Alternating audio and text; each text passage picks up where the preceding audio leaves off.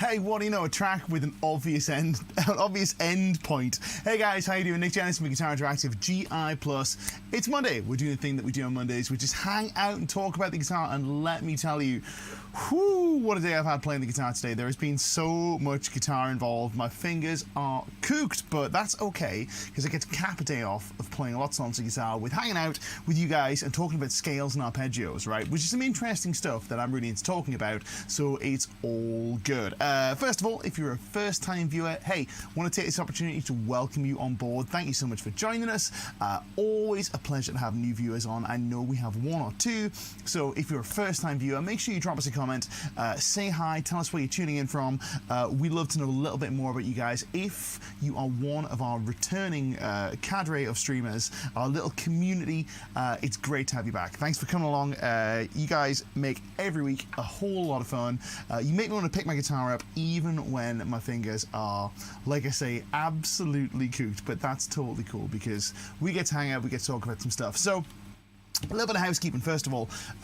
If you're enjoying the sort of stuff that we're doing in these streams, you want to help us keep the lights on literally and metaphorically, we're going with all purple lights today, which I think looks pretty cool, but even still, you want to help us keep the lights on, you can do the following. You can go to this URL down here, which is also this URL down here, where you can find all of my lessons and lessons from the likes of Andy Wood, Rick Graham, Tom Quayle, Giorgio Cerci, Sam Bell, Lewis Turner. Who else do we have? Melody Jamal, you name it, right? So many great guitar players. Ian Simo, lest I forget. Go there, you can get all sorts of lessons from GI+. GI+ is the exclusive lesson platform from Guitar Interactive magazine, where you'll find all the lessons from all of the above. But there's a few other ways you can help us keep the lights on, a few other ways you can help us out that we really do appreciate. Whatever platform you happen to be watching on, whether it's Facebook, whether it's Twitch, whether it's, I don't think anybody watches us on Twitch. We're always on Twitch, and I think literally nobody watches us, but that's fine because our audience lives on YouTube, which is where I'm guessing that you guys are watching. Or you may be watching us on Facebook, but wherever you're watching, give us a thumbs up or a heart emoji or whatever the emoji of choice is. That would be greatly appreciated. You can also share this with your guitar playing friends. We'd like to get this out to as many guitar players as humanly possible, so please give us a share if you think there's a guitar player in your life would enjoy what we're doing. Also, last but not least, you can drop us a comment because the algorithm loves comments, but more importantly, I love comments. So if you got a question, you got something you want to talk about, comment down below. Speaking of which, let's check in with the comment section and see how everyone's doing. See who's in the house and see who is joining us with the guitars in hand today. So first of all, let's just get rid of that real quick. Who do we have? So first one through the door is Sacred Godslayer this week. Well, I never. Okay, our Italian metal correspondent, man, it is good to see you. My album is currently off with an Italian producer right now being mastered, which is pretty cool. So we're back and forwarding about that. Hopefully, I'm expecting an email. I think it might be coming in now. So who knows? Just some revisions back and forward. I think he's doing a great job, but even still. So yeah, Sacred Godslayer is here. Good to see you. Good to see you. Marcin is also in the house. Marcin is normally our first one in, our second one in today, but Marcin is one of our longest standing streamers. Great dude, great guitar player, and has a band now, which we're excited to hear from. Foghornish is in. Good to see you, man. Timothy Appling is in the house. Good evening. Good afternoon, Nick. And the usual early guitarist. Hey, man, it's good to see you. Daryl Queen is in the house. Hope you're staying cool if you're in the hotter hemisphere for this time of year. Do you know what it is, man? Even in the UK, it's pretty hot. It's not quite so bad today, but it's kind of close.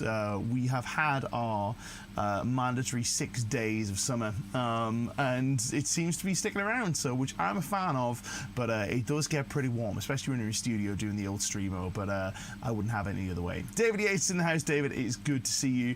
Timothy Appling's got a question, and this is a question I'm going to throw to you guys. We'd love to know from the comments, right, because it's something that I find quite interesting too. How much time do you guys play the guitar each day? After a year back playing again, I'm really enjoying it. I want to pick my guitar up all the time and now practice a minimum of 2 hours a day. That's really great, man. That is good to hear, because I know you've been through the ringer, right? You've been through some stuff. We don't need to go back over that again, but man, Timothy's story is very inspiring. But yeah, man, dude's been through it. So it's great to see that you're able to play for that long and that you're motivated to play for that length of time. I think that's fantastic. For me, it varies. There are days where I won't play at all. They're quite rare. Normally travel days, so if I have a travel day I won't get to play. There are occasionally days where I just won't get to lay hands on an instrument, but there will be other periods of time where I can be playing, as not practicing might add, but playing as much as 8 hours in a day, and that's kind of more of what my working day might look like, where I'm if I'm filming, if I'm on set, so to speak, I'll maybe play for as much as 8 hours, and it really does fatigue you somewhat, let's say. So that, or if I'm teaching, again, it can be in that 5-6 hours region. As far as practice goes, at the minute I tend to practice an hour, I would say, probably an hour solid for most days, maybe 5 days out of 7. I'll put an hour's worth of practice in, but I'm kind of in a maintenance phase with my practice right now. That's not to say that, you know, I have completed the guitar, I'm never going to practice again. It just means that my life's in a spot right now where pushing the guitar forward is not such a big deal. It's more about, for me, it's about doing stuff with the guitar right now. So I'm sure I will come to a period in my life when I'll be able to practice more and really kind of push on stuff. And for that, I'll probably wind up being close to the 2 hours a day. It's a very interesting question, though. So let us know in the comments how often you guys practice, how much you practice, how much of your day you spend playing the guitar. Larry Warren is in. Larry, it's good to see you. He says, hey guys, thank you for sharing your wealth of knowledge. Nick, Larry, it is my pleasure, but I'm going to say it once again. I've said this a few times. This knowledge doesn't belong to me, man. I just accrued it and gathered it. I didn't make any of this stuff up. It doesn't really belong to me. So I'm very happy to share it with you. It's definitely, none of this is a secret. This is just stuff that maybe I've been doing it long enough to have discovered, and again, none of this I've made up myself. This is all just stuff that other players have showed me or I've picked up from other musicians, and I'm very, very happy to share with you guys. Daryl Queen says, depends on the day, Timothy, regarding how much time he plays the guitar, but working from home makes getting in a quick 10-15 minutes here and there throughout the day possible. I actually think that's a really very viable strategy for practicing. Did this on a practice masterclass recently, but without going too far into the weeds. A 10 to 15 minute pretty hard practice session, i.e. where you have to be very, very focused, is generally a lot more productive than, say, a 3-hour noodling session. I'm not saying it's as good for your well-being, because playing the guitar for 3 hours, playing what you want, is great fun. It's wonderful, right? But in terms of actually improving, a 10-minute targeted session, very, very effective. Derek Queen also says, heck, I'm at work right now and we'll still pick the guitar up during the live stream. That's dedication. We like to hear that. Do not get fired on my account, but hey, that's really cool. We like that. Hi, everyone from stormy Eastbourne. Hope everyone's fine. Last Monday on my road trip. Oh, I'm sorry to hear that, man. It's going to be great again tonight. Oh man, I'm pleased to hear that, though. That makes me happy. So hopefully the UK's treated you well, man. It seems like you've been to literally every corner, and that is really cool. Hopefully you'll get a chance to go on another road trip very, very soon, and you know, come back to my neck of the woods. It's nice up here. Who else do we have? Timothy Appling says, that's what I call a good job. Mate, I totally agree. Totally agree. It doesn't always work out that way. Also, if you're on Zoom calls and only marginally involved in, it doesn't hurt to have a little noodle. Yeah, don't forget to mute the mic, though. That's all I'll say. So anyway, who else do we have now? Steve McD is here. Steve, it's good to see you. Keith MOF is here. Cowcat is here. Marcin talks about his practice. Says, I usually play around 15 hours weekly, except the summertime when it's hot and you get sweaty all the time. Oh, for sure. Tell me about it. Not a fun time to play, but during winter, I stay at home and go beyond that. So over the year, I'm guessing it probably averages that. That seems like a really good really good amount of time. With regards to what's going on in that 2 hours, Timothy Appling says a combination of exercises and songs mostly. That seems like a very reasonable use of your time, my man. Some good practice session. It sounds like a really good session to me. Ron Stein is in the house. Ron, it's good to see you. Mark Crandall is here. Mark, good to see you. I am in fact doing fantastic. Yeah, thanks, man. Hope you are too. Response Audio is here. Good to see you. Very, very good to see you. Who else do we have? A recent attendee, I believe. Response Audio had some great insights on our last couple of streams, so I'm glad that you're back along. David Peterson is here. Steve Ford is here. Ergo Hog is here. Black Alley Studios asks Sacred Godslayer. It is not Black Alley Studios. I can't reveal which studio it is yet, but when it's done, I'll fire it across. So anyway, listen. Let's get stuck in with the meat of today's session now. We are carrying on from our discussion over the last few weeks regarding arpeggios, scales, and all that sort of thing. Because something kind of stuck in my head from last week's stream, because we were talking about all of these arpeggio ideas. We were talking about all these sus4 and sus2 arpeggios, which were very cool, right? And I really enjoyed talking about that. And I kept saying to myself, or rather I kept saying to you guys when it was your turn, hey, don't forget, you know, like, incorporate your regular playing with this stuff. And then I realized I was just saying that and wasn't really talking in any great depth about what it is to incorporate this stuff into your regular playing. So let's do a little bit of that. Now, the first thing we need to do is we need to define some terms here. So first things first, let's define our terms with arpeggios. Let's go to the close-up cam. So an arpeggio may look something like this.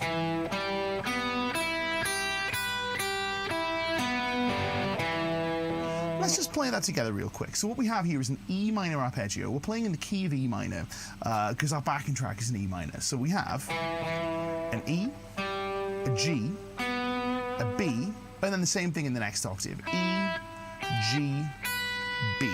So quick reminder, that's 7 on the A string, 5 on the D string, 4 on the G string, 5 on the B string, 3 on the high E string, 7 on the high E string. Using just these notes, let's very quickly throw our backing track on and let's see what we get. So we're going to improvise with this, right? And let's see what we come up with. So if I play something like this,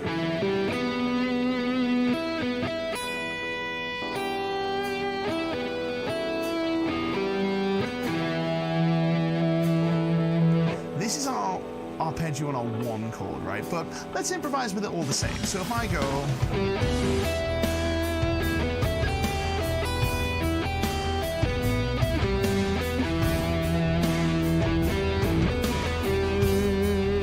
if you have your guitar, you take a turn using just these notes.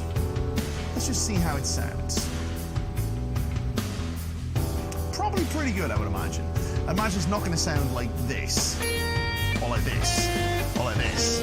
It's going to sound good, but maybe a little bit boring. That's not to say that arpeggios are boring, just that this particular arpeggio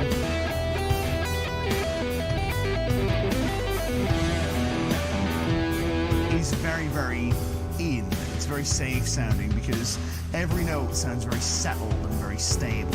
But that's an example of an arpeggio all the same, right? So we'll come out of there for a quick second. I'm going to show you another place where we might play this arpeggio. Another place where we might find this is we may play it up here on our 12th fret, where we play a 12th position minor pentatonic, which we've all played 1,000 times, I'm sure. But if we play 14 on the D string, then 12, 12, and 12 on a high E string, 14, 12, 12, 12, and then we can even throw in 15 on the top. That may feel a little bit more familiar, certainly to our blues guitar players in the audience. So let's throw this in real quick. By the way, Tin Man Tin is in with a fantastic question, right, about do you think there's a limit to how much you can learn in the day guitar-wise? As in, after a certain amount of hours, it's no longer beneficial, but just tiring you out. We're going to get to that in the Q&A session. So it's a really good question. I'm going to answer that a little bit later on. We'll devote plenty of time to that because it's a very important topic and something that we should probably talk about. So once again, here's our arpeggio. I'm going to skip this forward to the point where the drums come in. So a Led Zeppelin style backing track. If we play this, we can have some fun with that too.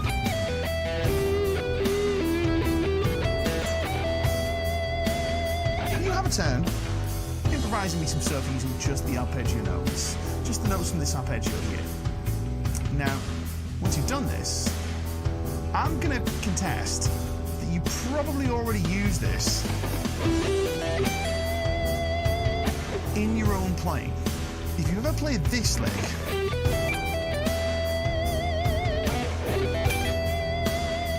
which we all have, or this lick, which we have 1,000 times,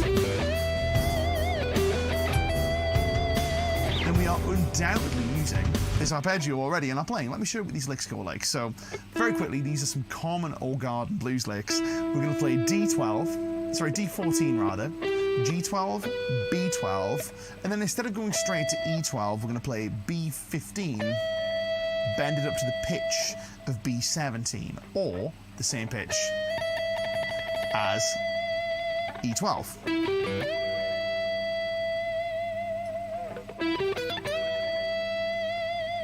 Very common. Let's throw that in there. Let's throw that in the mix and see how it sounds.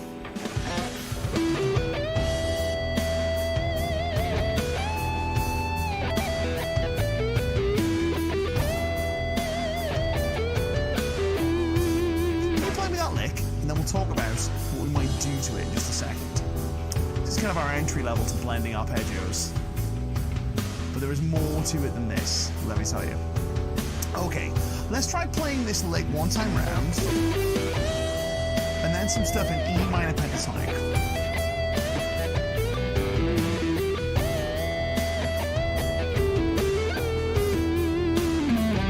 You take a turn, and you can put the lick in a second time if you so desire.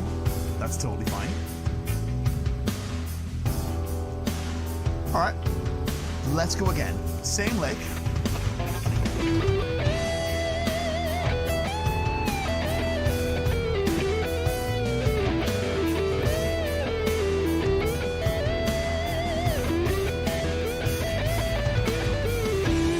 Take a turn. Now, a lot of this good blues stuff that we're hearing here is actually just an E minor arpeggio, and I'm going to break that down for you in a second, but I'll let you finish your pass.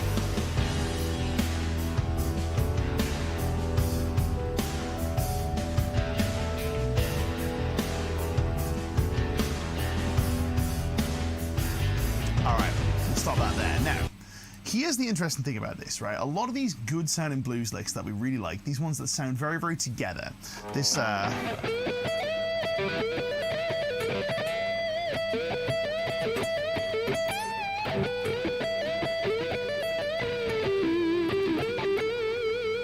we might think of those as being minor pentatonic licks, but we might also think about them as being arpeggio licks, because fundamentally, if we would take something like this,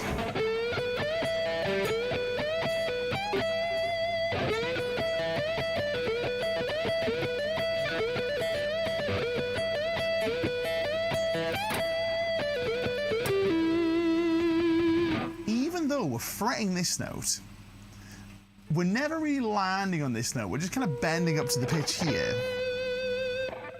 which is the same pitch as this. And then this note, we're also bending up and getting this pitch here. And then this note is basically the same pitch, just with a little bit of a blues third on it. So what we're actually getting is something that kind of resembles this. Ooh, I'll try that again.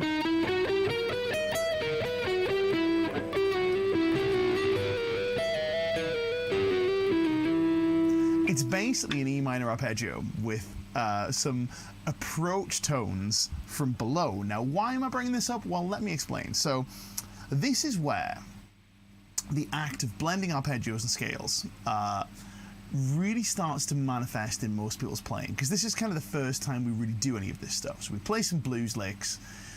We don't know why these particular licks sound so good, but they do. The reason they sound so good is because they are the arpeggio of the chord that we're playing over. So every note sounds very in. But also, this is the other interesting flip side of this, and it's something I've talked about before. I actually touched on this in the Ultimate Guide to Melody and Phrasing, available on guitarinteractive magazine.com/GI+. Huge course, one I'm very, very proud of. I also touched on it on one of my lick library courses, which is 51 over the top rock licks, which is probably the most absurd vehicle to discuss this concept in. But ultimately, the deal with it is the concept is one that I have referred to as tonal density. Now, that's a very fancy name, and it's one that I've made up. I've pulled that out of thin air. It's not actually the name for this stuff. It's just the way I tend to think about it. But let's be honest, all the names for this stuff is made up, because all names for everything is made up. We got a great comment from Daryl Queen, says everything's an arpeggio if you add enough extensions to the chords. For sure. But totally agree. But in this instance, what this refers to, this idea of tonal density, is it refers to the idea of how many notes are in, like unique notes is in A, B, C, D, D sharp, E, F, F sharp, etc. How many individual notes are in the phrase that you're playing at any given point. And we end up with a sliding scale where we can start with arpeggios, which with triad arpeggios contain not the fewest number of notes that we can play, but the fewest number of notes we can play that are unambiguously a thing.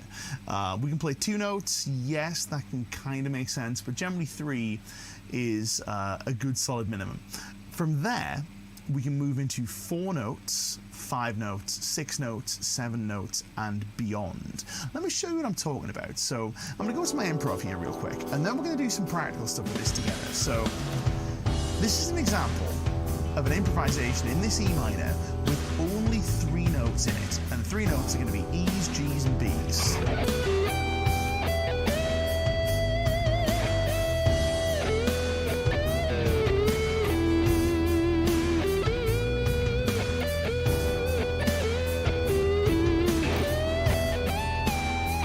Cheated, put an A in there.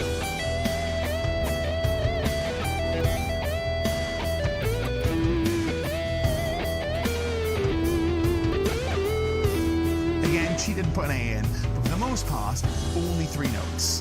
Let's do a 4-note group, and in this case, what I'm going to do is I'm going to include that A. So this might be an example of an E minor add 11 arpeggio. So I'm going to get E's, G's, A's, B's. I'm not going to hang on the D for any length of time, like I just did.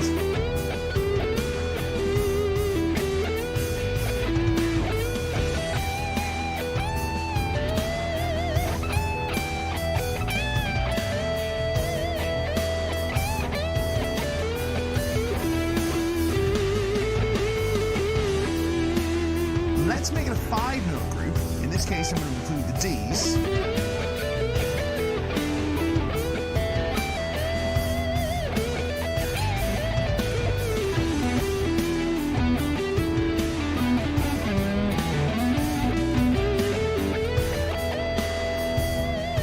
Let's make it a 6-note group. This time I'm going to throw in some... That track's going to start again, so let's just bring that back to where it was. I'm going to take it right back to the beginning where the drums are. Let's throw in a 6th note. In this case, I'm going to put an F sharp in there.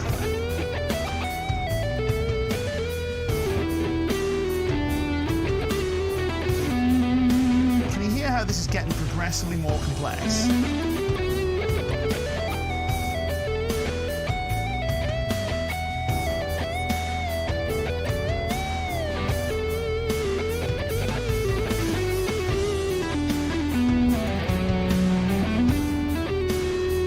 Progressively more Santana as well, apparently. This time let's throw in a 7th note. 7th note is going to be not the 7th degree, but 7 notes in our pool. It's going to full Dorian scale.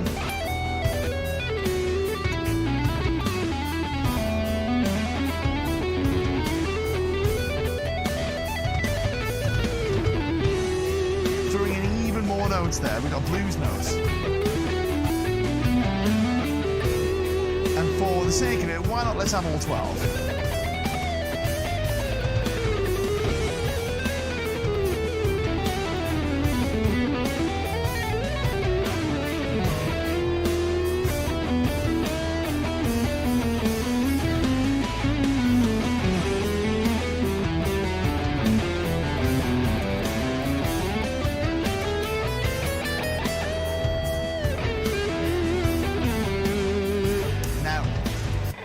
hopefully from that demonstration, what you'll hear is that as we start to add more notes to our pool, to the notes in our lick, it starts to take on a denser color, I guess, a denser flavor, if that makes any sense to me. Cowcat's got a very cool observation that we're going to come back to this, because I'm not going to reveal this just yet, because that's going to be very pertinent, but I'm going to star it up, because it's a very, very good comment. We're coming to that. We're going to get to that. The gist for this, anyway, is the more notes that we throw into our pool, if you want to think about it like that, the denser the tonal flavor becomes, the denser our mixes. Think about it like a pizza, right? So if you take a pizza and your basic pizza is a 3-topping pizza, it's the traditional pizza margherita, the actual pizza margherita, which is tomato, mozzarella, basil, right? Or basil for our American friends. You don't have fresh greens, you don't have a pizza margherita. I'm sorry, it's cheese and tomato. Pizza margherita, designed to honor Queen Margherita of Italy, which is why you have the tricolore on there. You have white mozzarella, red tomato, green basil or basil.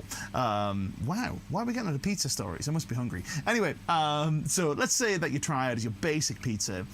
The more toppings that you add, the more rich and more I guess not necessarily the more flavorful it becomes, but the more flavors there are. And it gets to a point where you start to go, I wish I didn't have so many of these flavors. I wish I just had pepperoni or whatever, if that makes any sense. So this becomes a quandary for us, because what if we want cool sounding notes that are like this note, for example? But we don't want the full dense tonality.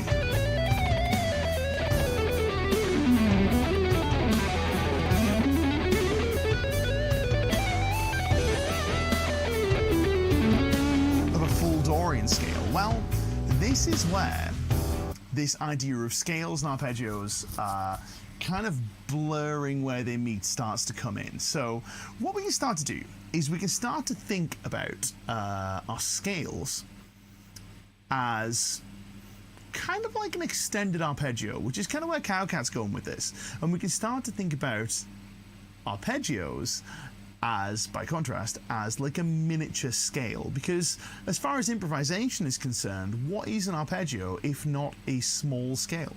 A scale with just 3 or 2 or 4 notes in it. Well, Cowcat's got a very, very cool observation here, which is I view minor pentatonic as a -7 add 11 arpeggio, but sometimes it's a framework to be manipulated by bends, vibratos, slides, punch, regardless of what it is. Punch. Sometimes you need to punch the guitar, right? They're robust instruments. Sometimes they'll tolerate a punching. So let's use the minor pentatonic as our example for this, right? So a few ways we could view our minor pentatonic. We could view it as, go back to the close-up cam, a minor triad with the addition of a few extra notes. We could move from our minor triad to a -7 with the inclusion of a D note,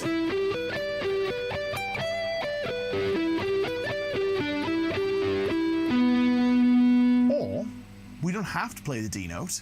We can play an A note, which will give us a minor add 11. So here's a challenge for you real quick. Let's just play the minor pentatonic, but let's play using just the E's, G's, and B's, right? Just the E's, G's, and B's.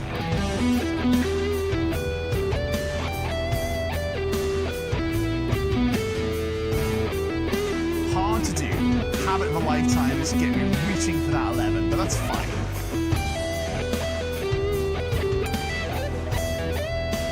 Stop myself, made a little clunk.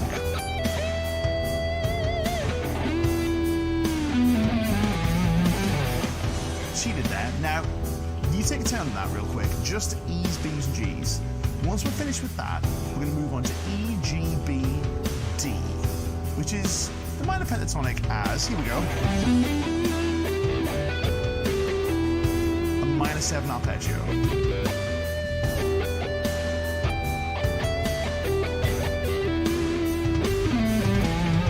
Take a 10. Next up, we're going to play E, G, B, and A. So no D notes, but yes, A notes. They're allowed. So I'm going to go like this.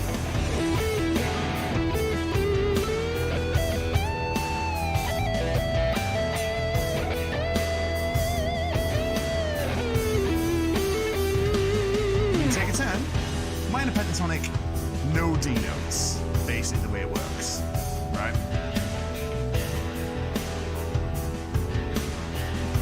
Okay, this time let's throw in A's and D's. 4 minor pentatonic.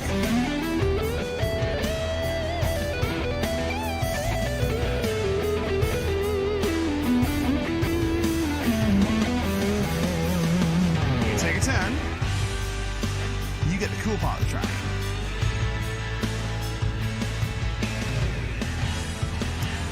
Alright, next up, we're going to do it again, but this time we'll play our minor pentatonic, but no E's this time. So we're back to a 4-note structure.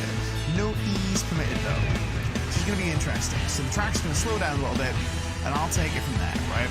So no E notes.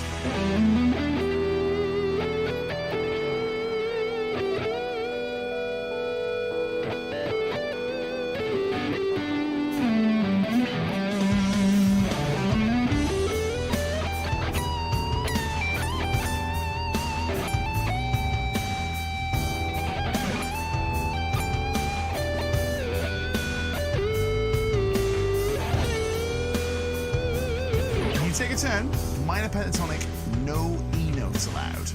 I'll give you a short pass on this, but I also want to know in the comments, what are we playing here? What does this give us when we play our E minor pentatonic with no E notes? It becomes something different, it becomes something all to itself, right? I'll play it for you here.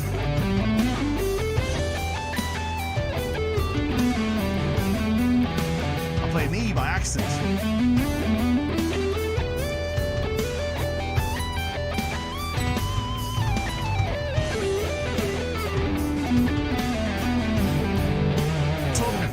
Today, you take a turn. You can take a slightly longer turn this time. So let me know in the comments, what is it called when we play this? So it's an E minor pentatonic without an E. I'll tell the notes for you. Here we go. Here we go. Chris Brown says that's really hard. It is really hard. I totally agree, right? Daryl Queen has got he's got the answer though. It's a G add, it calls G add 2, it's a G add 9 is what this basically is. G add 2, same thing, right? G add 9. So we can think, right, we can think about this as a, we can think about this as a G, like a G add 9 arpeggio, with the option to throw in an extra E. Now this is quite interesting because now what we get is we get an arpeggio that's not an E arpeggio, but it's an arpeggio that fits and it works. Are we allowed to play a G add 9 arpeggio over an E minor, even though it's not an E minor arpeggio? Yeah, of course we can. We can play whatever the hell we want. So, you know, we can play any arpeggio we like over this, but also we can be justified playing this and we can expect it to sound in because the minor pentatonic is just these notes. That's all there is to it, right? So those notes with the addition of an E. So with that in mind, we can think about the minor pentatonic as being an add 9 arpeggio with the addition of one extra note. Now, interestingly, the extra note that we add in the key of G, if we were thinking about it, would be the 6. So you could think about it as a G6-9 arpeggio, which gives us a G major pentatonic.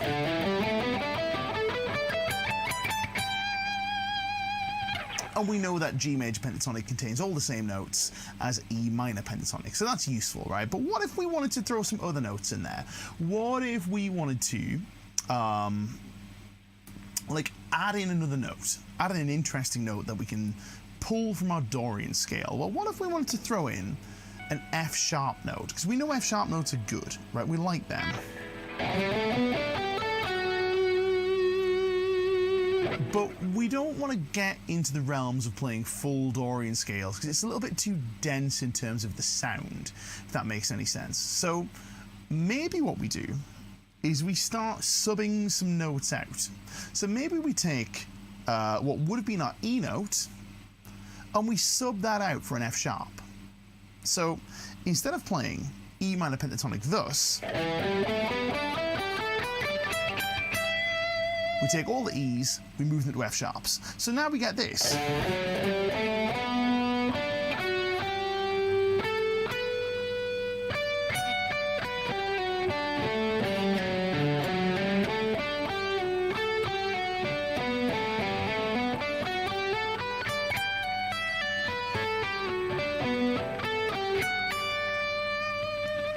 that sounds really nice. Now, what I've done here is I've taken this minor pentatonic, and I've kind of moved it to be, kind of moved the E, so the E becomes an F sharp, and it's given us what is essentially, there we go, D add 11 tonality, says Chris Brown, good lad.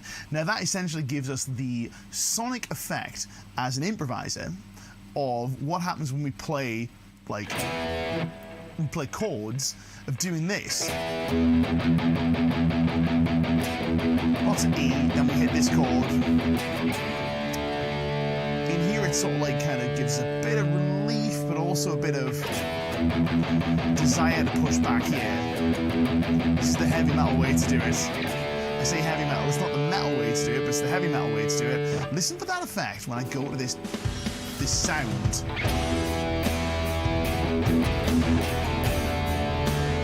That's what we're looking for. It's the other chord in War Pigs, but you'll hear it in my improv when I reach for that F sharp instead of E.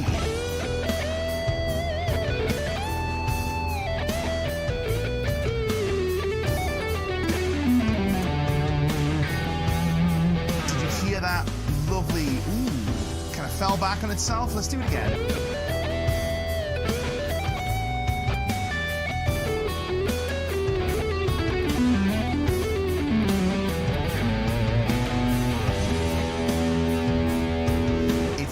Like it's in, but it's got a different kind of sound to itself. Now, we can think about this in a few different ways, right? Depending upon how you want to justify it. You could call it a D. A D add 11 is tricky because there's a B in there, so you could call it a D add 11 add 13. That would work. You could call it a G. I think what I'd probably refer to it as is a G major 9. The way to. That's the way I would codify it. A G major 9 arpeggio. But did we really get to this point by thinking, let's play a G major 9 arpeggio? No, we didn't. What we did was we got to this point by thinking, let's play a G minor pentatonic scale, and then thinking, well, I want that F sharp note. That F sharp note's cool, but I want to stick with 5. I don't want to get up to 7 notes or 6 notes or whatever. I just want 5 notes. So I'm going to take one out. And what we end up with is something that is kind of neither scale nor arpeggio, but also both at the same time. If that makes sense. Hopefully that does make sense. Here's a really great one. It's Chris Brown says he's got strong pulls to both G and D. For sure. This is kind of where I'm getting at with this. It's not really one or the other. Yes, you could justify it as having those notes, but that's not what it is, in the sense of the musical effect that it has and the effect that we have as an improviser, because what it sounds like to me is it sounds like a 5-note density that has the effect of going to the D in an E chord progression. That makes sense. Now, we can go further with this. We can keep on going. So what if instead of the F sharp, we decided we wanted to include a C sharp in our lovely melange of notes? Well, we can do that, but let's maybe find a nearby note that we wanted to remove. So what have we got? Let's see what's available to us. So we have G, E, D, B. Well, D seems like a good candidate. We can remove our D, and we can easily replace that with our C sharp. You may be familiar with this as the Robin Ford pentatonic. Some people like to refer to it as, but it can also be thought of as something different, because what are the notes that we have on our scale? Well, we have, from bottom to top, E, G, A, B, C sharp. I'll say that again, E, G, A, B, C sharp. Well, what if we start on the A? We got A, B, C sharp, E, that's an add 9. That G gives us a dominant 7. So really what we've created here is an A9 arpeggio. If you ever played this Robin Ford pentatonic, where you take the minor pentatonic and you slide the D down to C sharp, what you're actually playing, the pool of notes you're actually choosing from, is actually an A dominant 9 arpeggio. But did we think about it like that? Not really. We didn't get there by thinking, let's play an A9 arpeggio. No, we thought about, let's take a pentatonic scale, let's include this note at the expense of this note. And what does it sound like? Well, it sounds, funnily enough, like going to that A9 chord, but in the context of our progression. So what do we get? We get this.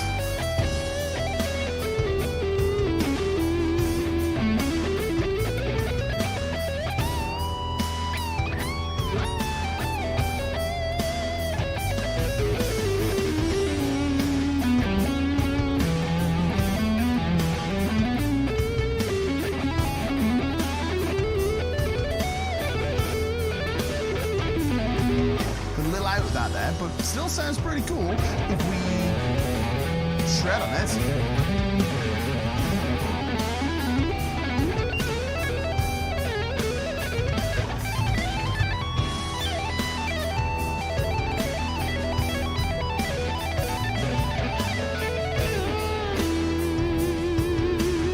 Away we go. We get the same kind of result. Now, again, this is a really interesting one because this is where we kind of get to the is it a scale, is it an arpeggio, yes, question. And Sacred Godslayer, because he can be relied on for this sort of thing, has come in with exactly the right comment at exactly the right time. We're bordering on the concept of koto tunings and Japanese scales like the famous Hirajoshi pentatonic. Now, the Hirajoshi pentatonic is the one that everybody learns. It's here we go. That's a very cool comment from Cowcat as well. The Robin chord scale is a way of keeping the same scale through the 1/4 change. It is, but it's, as far as I'm aware, Robin would employ it over the 4. So it was a way of kind of staying, but it's basically what we're talking about here, for want of a better word. So it's a way of staying with pentatonics, but going over the 1/4 change. So it's this.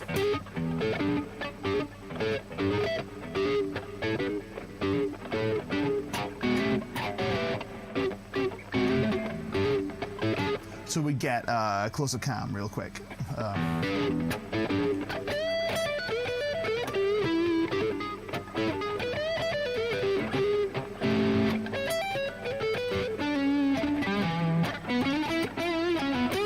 But what we've actually done is we've actually gone to playing an A, like an A9 dominant 9 arpeggio, because it's the notes of an A dominant 9, but we're thinking about it as, hey, here we go, look, it's an adjustment to the minor pentatonic. And what's interesting is that Robin has come to this conclusion as well. And Robin Ford is a hugely well-educated guitar player.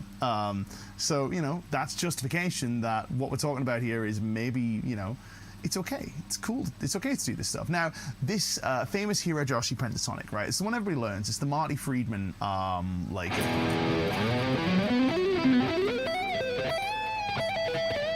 I think it's kind of doing it a disservice to call it the Marty Friedman scale, because really it's Jason Becker. And Jason was the guy that kind of got Marty onto this sort of thing. From what I'm aware anyway, I could be wrong, that's certainly what I've read. But even still, right, this infamous Hirajoshi pentatonic, what is it? Well, what we've got going on here is we have in key B minor. I'll show you this now. Bit of a detour, but it's worth taking a look at, right? Because we're going to have to go to the Q&A in a second, because there's some really great questions coming in. I want to make sure we address all of them. So, what do we got? Well, we've got E, F sharp, which is the 9 or the 2.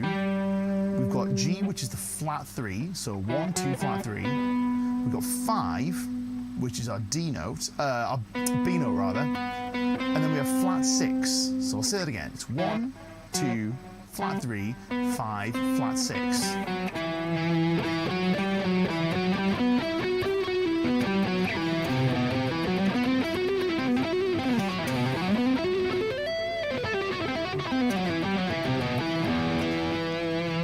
And so on it goes. Now, the Hirajoshi pentatonic is interesting because it's basically the most Aeolian sound that you can make with 5 notes.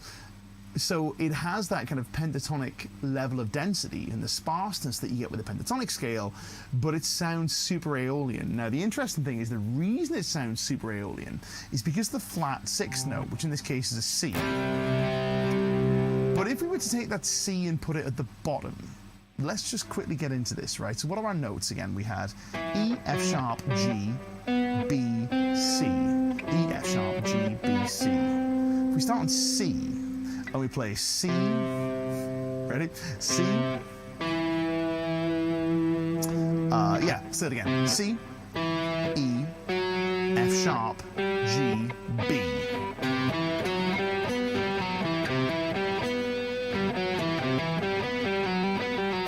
What it actually gives us is a C major 7 sharp 11 arpeggio, which is this.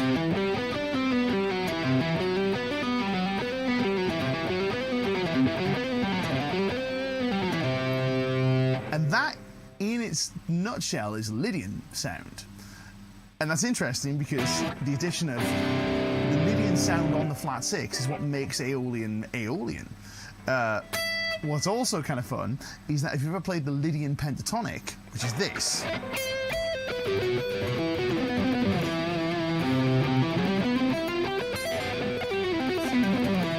the Lydian pentatonic scale, which you may be glazing over at this point going, what are you talking about? Lydian pentatonic? Well, the Lydian pentatonic scale is the same notes.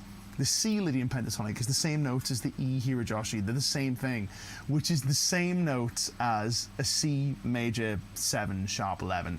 The take home from this is that when you get into that realm of 4, 5, 6 notes in your pool, scales and arpeggios kind of start to blur a little bit, and the way you think about them, you can kind of get to this from a bunch of different angles. But what you can then do is you can then take that stuff and you can kind of like extrapolate it out a little bit and go, what do I already know that uses these arpeggios, and how can I kind of throw that in my own playing? That's perhaps another story for another day, because we're running out of time and I want to get to the Q&A. But before we do, just want to take a quick second and remind you guys, if you want a little bit of this stuff in your playing, a good place to begin, if you start going, hey, what's the deal with all this mode stuff, is our course Mastering Modes Part 1. It's available as part of your GI Plus subscription. When we come back, we're going to be doing a Q&A where we'll answer your questions, I think primarily about practice, but if you've got any other questions, drop them down below, we'll get on that. But for the time being, check this out. This is Mastering Modes Part 1.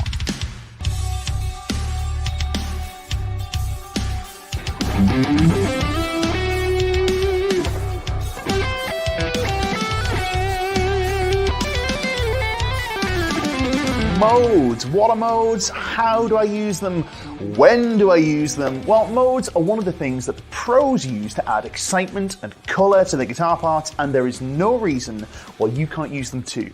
Now, for some reason, people, especially certain online guitar teachers, love to make modes seem complicated and scary, but I'm here to tell you they really, really aren't. And in fact, if you know the pentatonic scale, I can show you how to play modes with just 2 extra notes. In this course, I'll show you how to play killer sounding guitar solos using modes without any of the mystery.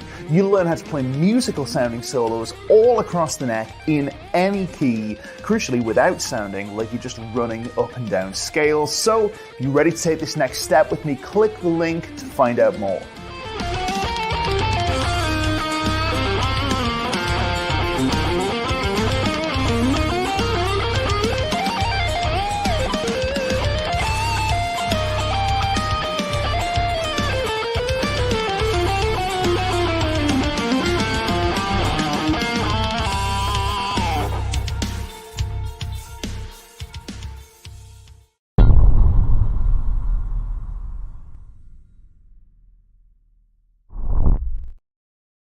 Right, time to get on some questions, because there's been some really good ones coming in and I've been eager to answer them. So let's just take a quick moment and reacquaint ourselves with some of the good questions that came in. Timothy Appling was asking about how often how much practice you guys do. We went over that earlier in the stream, but it's very interesting to see how much practice you guys are doing.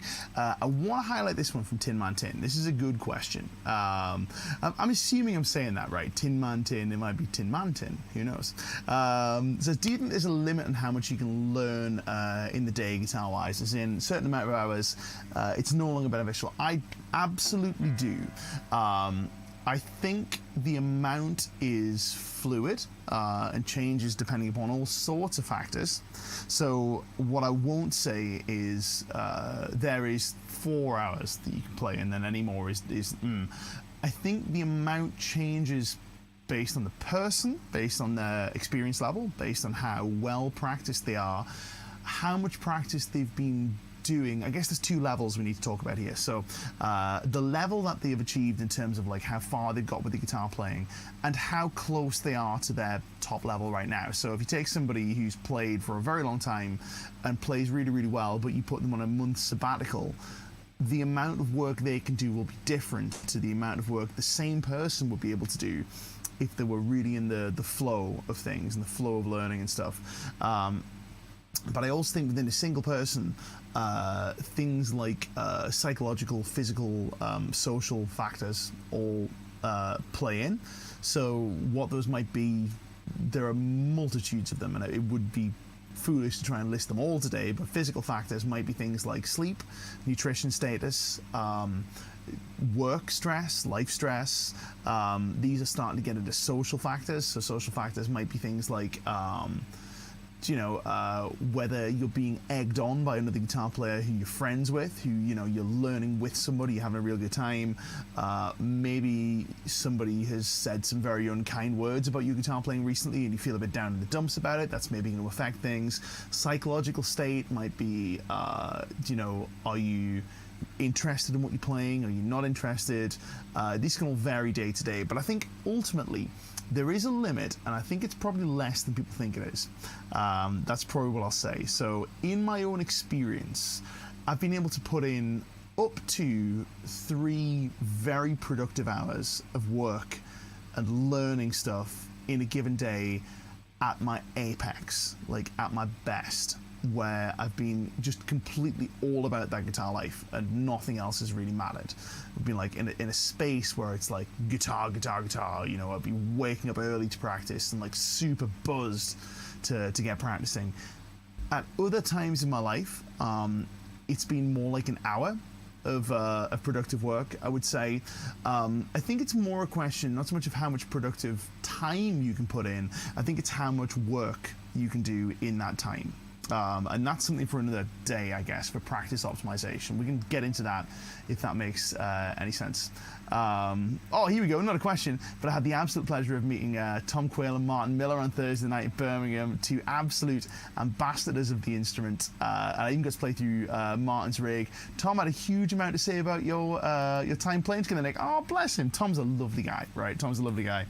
And that is very kind, considering that Tom is probably one, in fact not probably, definitely one of the greatest legato technicians and one of the greatest fusion guitar players probably of all time, I would say. And in terms of the popularization of fusion, I think you'd struggle to find people who maybe, I think you'd struggle to find people who had a greater reach in terms of popularizing fusion and playing over changes than Tom.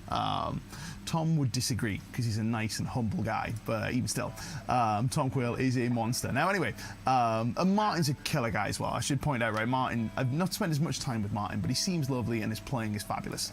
So here's an interesting one. Just read that John Frusciante was told by a guitar teacher that he was good when he was 16, totally destroyed him. That's interesting. I think I read the same story. I think I took something different from it, that the guitar teacher said, oh, yes, correct himself. Sorry, he said, was not good.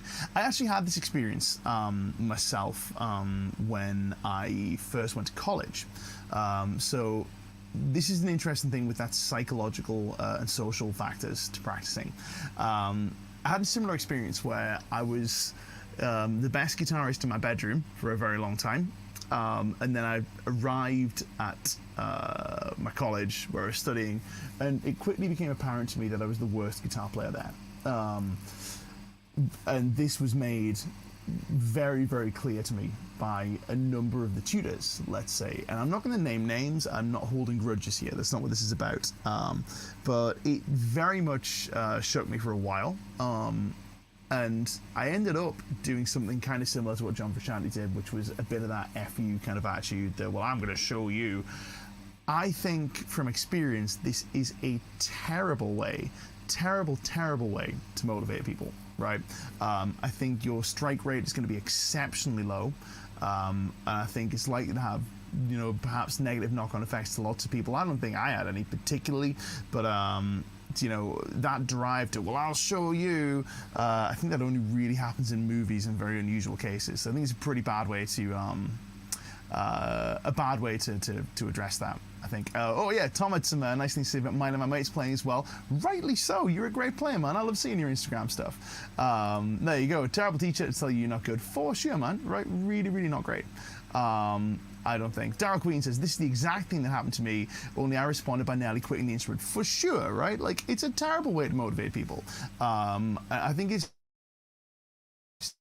ultimately does this. He's not doing it out of any sense of altruism. It's easy to append that afterwards and go, oh yeah, I believe in you the whole time. It's like, did you though? I think what it is it's just some macho nonsense. And, you know, that's a deeper social problem that I can't fix. But hey, Sarah Godstead with a very, very kind statement. I really appreciate that. It says, Nick, you're maybe the best guitar teacher around, mostly because you're not shy of sharing secrets and concepts that most guitarists want to keep themselves. That is really good of you, man. I appreciate that. That's really kind. Now, I will refute that because I know some fabulous teachers that have much more to offer than I do. But again, like I said at the top, these are not my secrets. I don't own any of this stuff. And more importantly, neither does anybody else, right? So if somebody claims these are my secrets, you can't have them. I think that's not to say that you shouldn't pay for this stuff. If people have got stuff and they want to teach you stuff and they ask you for a fee, that's different. That's totally fine. But this stuff doesn't belong to anybody, apart from maybe someone like Coltrane. You know, the actual innovators. I had a teacher laugh at what I played. You had a bad teacher, is what you had, right? In the jazz world, there's a school of thought that praise stunts growth. I hate that approach. I hate that approach too. And that's the first I've heard of that, right? Absolutely dreck. We do not like that. We're not into that at all. So anyway, let's crack on with a few more questions real quick. So regarding practice, once met a guy who had gone to one of those Berkeley summer school sessions in the early 80s. Anyway, he was there and someone mentioned Steve Vai was there. Maybe I'm wrong, but I don't know if he even knew who Steve Vai was. But he knew from the talk that it was a big deal. I'm going to go find the rest of these comments because there was a thread there and it was really interesting. From what I remember, it was after Steve had left Zappa's band and he was basically at the school to have a place to practice and work and stuff. He wasn't even really taking any of the classes. Anyway, he was around the building. He didn't associate with anyone much. Apparently, he practiced guitar constantly. He'd go to the cafeteria for breakfast with the guitar strapped on. I did that. Right, I did that too. I used to, it was a 90-minute bus ride across 2 buses to get from my house to the college where I studied. And I would practice on the bus, like genuinely. I would practice in the cafeteria, I'd practice in the hallways. It was obnoxious, right? And ultimately, if I look at my rate of progress, I've made very similar progress, if not better, when I've done a bit less, when I've played in that 2-3 hour range in terms of targeted practice. But what I did have was I had a lot of fun. And, you know, I had a lot of fun. I played a lot. I guess my calluses got pretty good. Did I make, you know, 8 hours worth of progress every time I played the guitar for 8 hours? Probably not. And I think the idea that that's what you need to do is probably not super helpful, but yeah, realistically, I mean, I'm kind of of the opinion now, if you practice the right stuff, you can do everything you need to do in about 30 minutes, which is Steve Morse's crack, by the way. Steve Morse says, you know, if you practice right, you can get it done in 30 minutes and you're done. And he's a titan of the instrument. I feel like there are some practice streams coming our way. Maybe we'll talk about that in the not too distant future. The time with the instrument must help too. I think so, but I think realistically I could have used that time better to do other stuff. So I think if I'd spent all that time making music, that would be different. So, you know, maybe like 2 hours practicing and then the rest of the time, which I actually did quite a lot of anyway, to be fair, but doing things like recording, composing, I feel like that's different to the let's practice for 10 hours thing. I think 10 hours with the instrument is kind of different. So, and that's undoubtedly what Steve Vai was doing, because, you know, he and I did about the same amount of work, and he ended up as Steve Vai and I did not, but that's fine. That's okay. We've got a Steve Vai already. Why would we want another one? So anyway, listen, thank you very much for having me, guys. My name's Nick Jennison from Guitar Interactive GI+. We've run over time as per usual. This has been another look at scales and arpeggios and all that sort of stuff. We are back next week with another free live lesson for you guys. Thank you so much for tuning in. It's always a pleasure. I have to go and shoot some B-roll of some really cool products. Next time, I'll tell you the story of one of my friends is a big professional cello player, and how the classical classes, no one teaches you to improvise. I'm looking forward to that story. Make sure that you do, right? Next week, we want to hear it. So, in the meantime, my name's Nick Jennison from Guitar Interactive. Happy practicing, and I guess the lesson is, hey, be a bit kinder to yourselves, I suppose, and play some arpeggios, because they're cool. Right, I will see you guys next time. Take care of yourselves. Au revoir. See you next Monday. Let's play.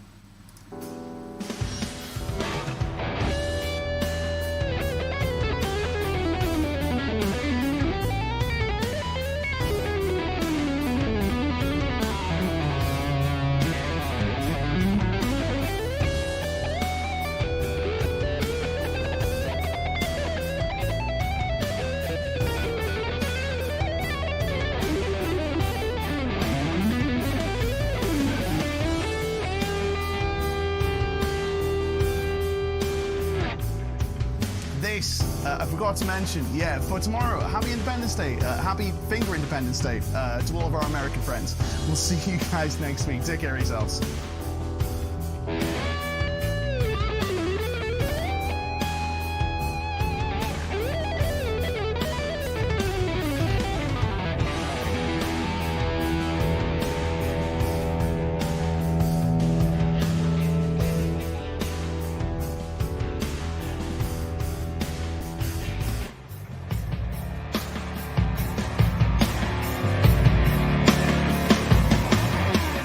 My name's Nick Jennison, and it's a pleasure to introduce to you GI+, the brand new lesson platform brought to you by Guitar Interactive. We've assembled a team of the best players and educators in the world to bring you exclusive lessons covering everything from metal to blues to fusion and everything in between. Want to level up your shred chops? Check out How to Play Fast by Andy James. Or how about sweep picking with Rick Graham? Or maybe country's more your bag? Well, how about a full-length exclusive country guitar course from Andy Wood? Interested in learning how to play over changes? Well, members get access to hours of exclusive lessons from fusion maestro Tom Quayle. Or maybe you want your playing to sound more soulful? Well, who better than Chris Buck to show you how it's done? Or perhaps you want to learn the secrets of the masters. Well, members get access to over 60 feature-length tech sessions where our tutors painstakingly decode the styles of players like David Gilmour, Eddie Van Halen,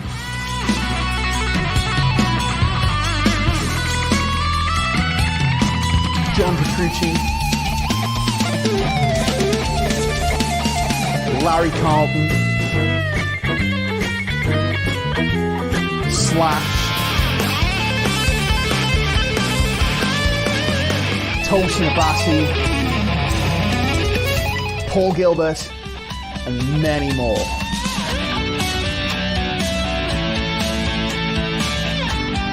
You get all this along with exclusive live webinars, free backing tracks, competitions, and so much more. So what are you waiting for? Sign up for GI Plus today.